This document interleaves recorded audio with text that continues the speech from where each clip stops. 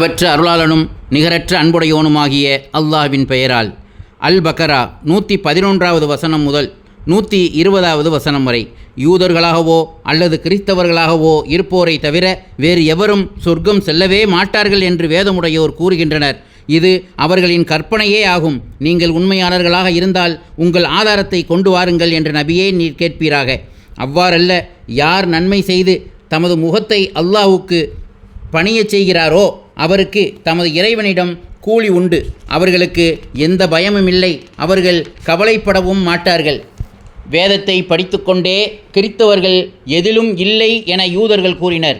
யூதர்கள் எதிலும் இல்லை என கிறித்தவர்கள் கூறினர். அவ்வாறு அவர்கள் கூறுவதை போன்றே அறியாதவர்களும் கூறினர்.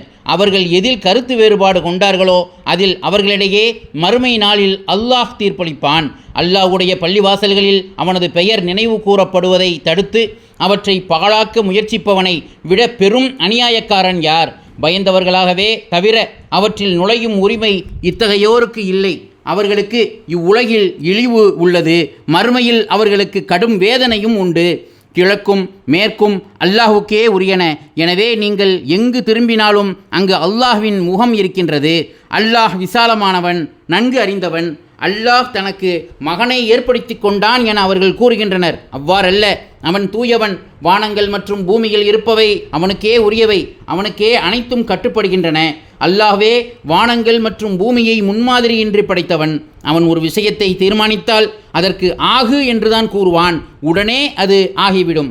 எங்களிடம் அல்லாஹ் பேச வேண்டாமா அல்லது ஏதேனும் சான்று எங்களுக்கு வர வேண்டாமா என்று அறியாதோர் கேட்கின்றனர். இவர்கள் கேட்பதை போன்றே இவர்களுக்கு முன்னிருந்தோரும் கேட்டனர். இவர்களின் உள்ளங்கள் ஒத்திருக்கின்றன. உறுதியாக நம்பும் சமுதாயத்தினருக்கு தமது சான்றுகளை தெளிவுபடுத்தியுள்ளோம். நபியே, உம்மை நற்செய்தி சொல்பவராகவும் எச்சரிக்கை செய்யக்கூடியவராகவும் உண்மையுடன் நாமே அனுப்பி வைத்தோம். நரகவாசிகளை பற்றி நீர் விசாரிக்கப்பட மாட்டீர்.